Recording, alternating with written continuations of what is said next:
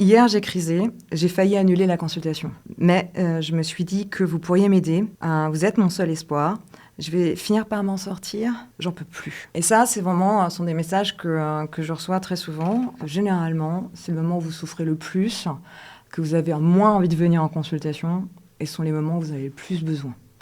Donc, à tous les patients qui consultent des psys, des psychiatres ou des diététiciens comportementalistes, franchement, le message à passer, c'est on entend bien que c'est douloureux, que c'est difficile. Envoyez un message comme ça à votre interlocuteur, à votre professionnel de santé pour lui dire que vous vivez un moment délicat et que vous avez besoin de vous effondrer quelque part et que vous avez tellement honte que vous n'osez pas voir l'autre. La honte est le sentiment le plus terrible qui soit parce qu'il enferme dans la situation et plus il enferme dans la situation et moins vous pouvez vous en sortir. C'est le moment où il faut donner le plus de courage, faut vraiment oser, faut crier votre rage pour venir en consultation.